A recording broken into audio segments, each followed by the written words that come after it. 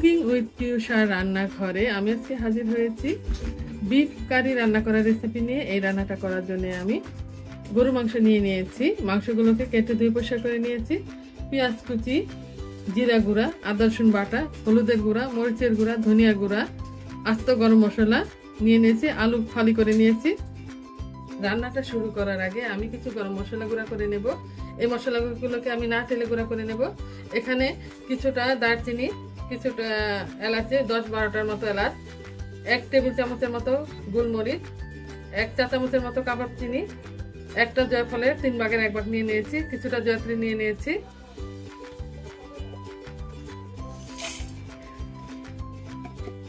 রান্নার শুরুতে আলুগুলোকে আমি ভেজে নেব।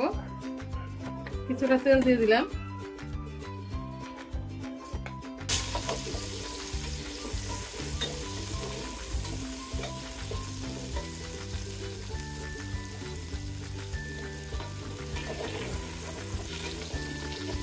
আলুগুলোকে আমি 3 মিনিটের মতো ভেজে নেব।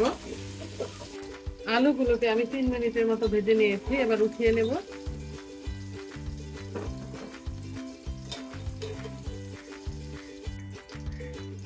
হাঁড়িতে আর আমি 1.5 কাপের মতো তেল দিয়ে দিব। প্রথমে 1 কাপ দিয়েছি, এবার আরো 1/2 কাপ দিয়ে দিলাম। এখানে 2 কাপের মতো পেঁয়াজ কুচি আছে, আমি দিয়ে দিলাম। এবার গরম মশলা দিয়ে দেব। এখানে 3টা তেজপাতা, জয়ত্রী, দারচিনি, এলাচ আর কালো এলাচ আছে, দিয়ে দিলাম। পেঁয়াজগুলোকে আমি 2 মিনিটের মতো ভেজে নেব। পেঁয়াজ আর গরম মশলা আমি 2 মিনিটের মতো ভেজে নিয়েছি। এবার স্বাদ মতো লবণ দিয়ে দিব।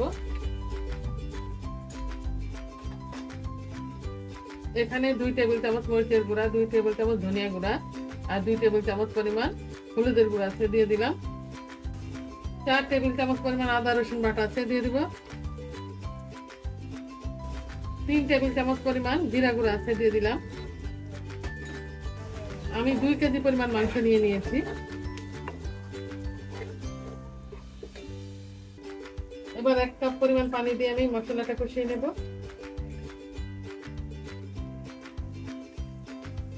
মশলা কষানো হয়ে গেছে, মশলা তেল ছেড়ে দিয়েছে। এবার আমি মাংসগুলোকে দিয়ে দেব।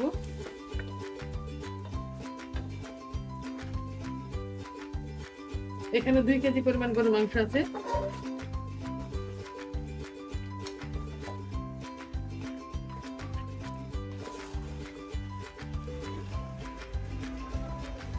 ভালো করে নেড়ে দেব আর ঢাকনা দিয়ে আমি 20 মিনিটের মতো কষিয়ে নেব। চুলার আঁচটা আমি মিডিয়ামে রেখেছি। চুলার আঁচটা মিডিয়ামে রেখে 20 মিনিটের মতো আমি মাংস কষিয়ে নিয়েছি। মাংস থেকে অনেকটা পানি ছেড়ে দিয়েছে। এই পানিতে আমি মাংসগুলো কষিয়ে নেব। এবার শুরুতে যে আমি গরম মশলা গুঁড়া করে নিয়েছিলাম ওটা দিয়ে দিলাম।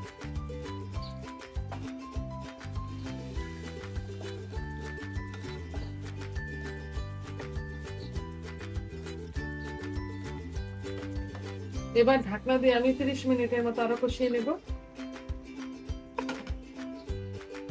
আর এতে মাংসটা 80% সেদ্ধ হয়ে যাবে। প্রথমে আমি 20 মিনিটের মতো মাংস কষিয়ে নিয়েছিলাম, তারপরে আরো 30 থেকে 35 মিনিটের মতো মাংস আমি কষিয়ে নিয়েছি। মাংসটা প্রায় 90% সেদ্ধ হয়ে গিয়েছে। এবার আমি আলু দিয়ে দেব।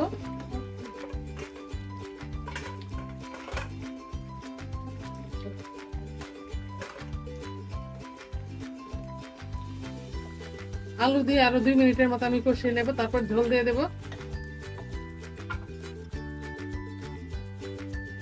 আলু দেওয়ার পর আরো 3 মিনিটের মতো আমি কষিয়ে নিয়েছি। এবার আমি পরিমাণ মতো ঝোল দিয়ে দেব।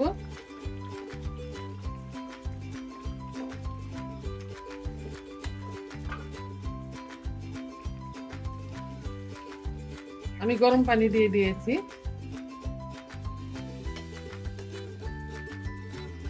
চুলার আঁচটা মিডিয়ামে রেখে আমি আরো 25 মিনিটের মতো রান্না করব।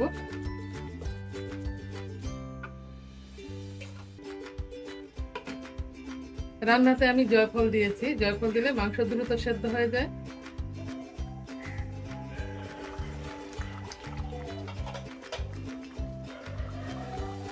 তরকারিতে ঝোল দেওয়ার পর আমি আরো 25 থেকে 30 মিনিটের মতো রান্না করে নিয়েছি। আলুগুলো একদম নরম হয়ে গলে গিয়েছে, একদম নরম হয়ে গিয়েছে, মাংস নরম হয়ে গিয়েছে। আমার রান্নাটা পুরোপুরি কমপ্লিট হয়ে গেছে। এবার চুলাটা আমি বন্ধ করে দেবো আর একটা সার্ভিং ডিশে নিয়ে দেখিয়ে দিচ্ছি রান্নাটা আমার কেমন হয়েছে। রান্না হয়ে গেছে আলু দিয়ে বিফ কারি। দেখতে যেমন ভালো হয়েছে, খেতেও সুস্বাদু হয়েছে। আমরা অনেক ঝাল করিনি, ঝালের পরিমাণটা মাঝামাঝি রেখেছি, আপনারা চাইলে আরেকটু বাড়িয়ে দিতে পারেন। এই তরকারিটা গরম ভাত, পোলাও, খিচুড়ি সব আইটেমের সাথেই খাওয়া যাবে। আজ এ পর্যন্তই। আগামী দিন নতুন কোনো রেসিপি নিয়ে আমরা আপনাদের সামনে আবার আসবো। আল্লাহ হাফেজ।